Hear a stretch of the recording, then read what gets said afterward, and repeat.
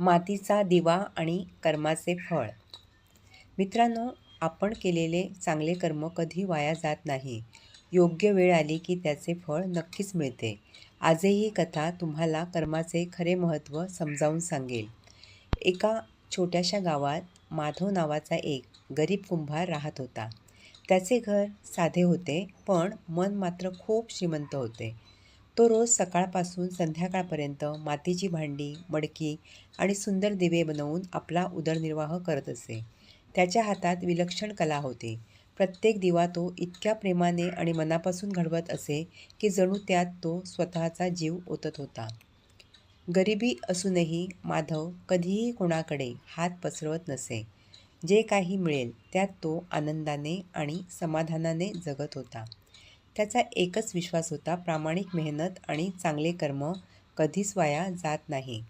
एके दिवशी कडक उन्हाळा होता. सूर्य आग ओकत होता. दुपारच्या वेळी एक वृद्ध प्रवासी थकून भागून माधवच्या दुकानाजवळ आला. त्याचा चेहरा थकव्याने उतरला होता आणि तो तहानेने व्याकुळ झाला होता. माधवने क्षणाचाही विचार न करता आपले काम बाजूला ठेवले. त्याने त्या वृद्धाला सावलीत बसायला जागा दिली. माठातील थंड पाणी प्रेमाने पाजले. त्यानंतर स्वतःच्या डब्यातील अर्धे जेवण त्याला खायला दिले. वृद्धाने जेवण करून समाधानाचा श्वास घेतला. त्याच्या डोळ्यात कृतज्ञतेचे अश्रू तरळले. तो म्हणाला, "बाळा, तू माझी कोणतीही अपेक्षा न ठेवता मदत केलीस.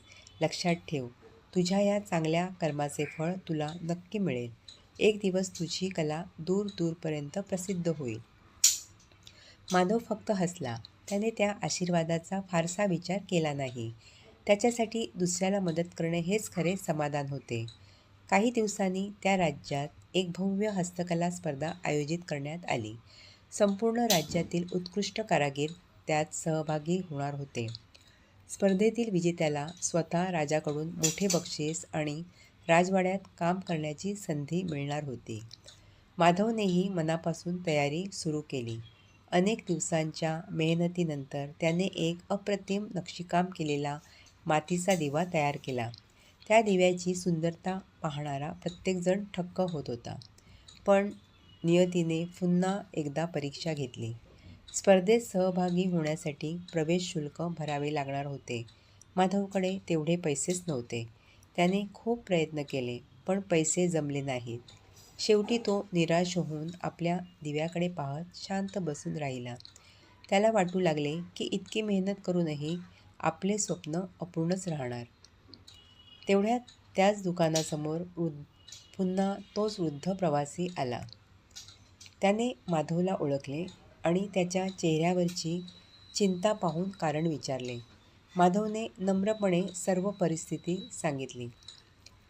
वृद्ध हसला आणि म्हणाला, "आज मला तुझ्या चांगल्या कर्माचे ऋण फेडण्याची संधी मिळाली आहे." त्याने लगेच माधवचे प्रवेश शुल्क भरले. माधव आश्चर्यचकित झाला. त्याला कळले की तो साधा प्रवासी नव्हता. तो राजवाड्यातील मुख्य कला संग्राहक होता, जो राज्यभर फिरून गुणी कलाकारांचा शोध घेत होता. स्पर्धेचा दिवस उजाडला. राजा स्वतः सर्व कलाकृती पाहत होता.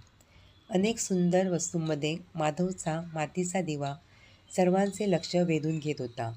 त्या दिव्यातील नक्षीकाम, साधेपणा आणि कलात्मकता पाहून राजा अत्यंत प्रभावित झाला. निकाल जाहीर झाला. प्रथम क्रमांकाचा मान माधवच्या मातीच्या दिव्याला मिळाला. संपूर्ण सभागृह टाळ्यांच्या कडकडाटाने दुमदुमून गेले. राजाने माधवला सुवर्णपदक, मोठे बक्षीस आणि राजवाड्यातील मुख्य कारागिराचे पद दिले. त्या दिवसापासून माधवची कला संपूर्ण राज्यात प्रसिद्ध झाली. त्याचे जीवन बदलले. पण यश मिळाल्यानंतरही त्याने आपला साधेपणा, नम्रपणा आणि दुसऱ्यांना मदत करण्याची वृत्ती कधीच सोडली नाही. मित्रांनो, या कथेचा संदेश खूप सुंदर आहे. आपण केलेली प्रत्येक चांगली कृती, प्रत्येक निस्वार्थ मदत आणि प्रत्येक प्रामाणिक प्रयत्न जीवनात कधीतरी नक्कीच फळ देतो. कधी लगेच, तर कधी योग्य वेळ आल्यावर. म्हणून परिस्थिती कितीही कठीण असली तरी चांगले कर्म करणे कधीही सोडू नका, कारण कर्माचे फळ उशिरा मिळाले तरी ते नक्की मिळते. तुम्हाला कथा आवडली असेल तर कृपया चॅनल सबस्क्राईब करा, बेल आयकॉन दाबा, त्यामुळे नवीन कथा तुम्हाला मिळत राहतील. आणि कॉमेंटमध्ये नक्की सांगा तुम्हाला ही कथा कशी वाटली.